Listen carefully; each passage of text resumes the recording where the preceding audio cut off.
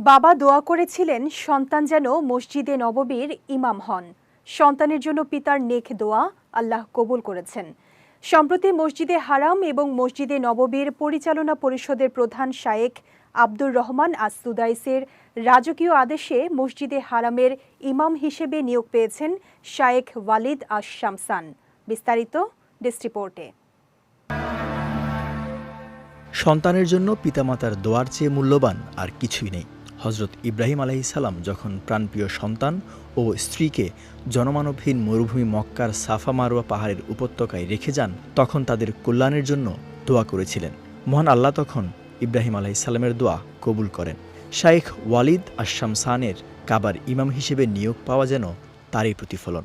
আলহামদুলিল্লাহি রাব্বিল আলামিন।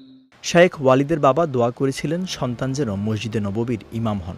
সন্তানের জন্য পিতার আকাঙ্ক্ষামূলক এই নেক দোয়া আল্লাহ তাআলা কবুল করেছেন। সন্তান নিয়োগ পেয়েছেন পবিত্র কাবার ইমাম হিসেবে। সম্প্রতি মসজিদে হারাম এবং মসজিদে নববীর পরিচালনা পরিষদের প্রধান শায়েখ আব্দুর রহমান আস-সুদাইসের রাজকীয় আদেশে মসজিদে হারামের ইমাম হিসেবে নিয়োগ পান শাইখ ওয়ালিদ।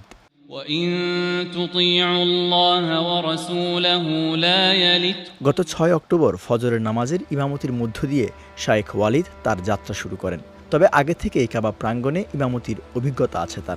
গত বছর তিনি মসজিদে হারামের তারাবির নামাজের অতিথি ইমাম হিসেবে নিয়োগ পান। শাইখ আশ-শামসান নরম সুরে কোরআন তেলাওয়াত এবং মিষ্টি কণ্ঠের জন্য প্রসিদ্ধ। গত বছর রমজানে তিনি কোরআন উচ্চারণ ও অর্থের সঙ্গে মিল রেখে তেলাওয়াতের জন্য বেশ প্রশংসিত হন। আবার নতুন এই ইমাম ১৯৯৫ সালে ইমামতি এবং ধর্মপ্রচারক হিসেবে কর্মজীবন শুরু করেন। মদিনা ইসলামী বিশ্ববিদ্যালয়ে সহকারী অধ্যাপক হিসেবে শিক্ষকতার পাশাপাশি ২০০৯ সালে ইসলামের প্রথম মসজিদে কুবার ইমাম হিসেবেও কাজ করেন শাইখ ওয়ালিদ আশ-শামসান। বিজয় টিভি নিউজ ডেস্ক।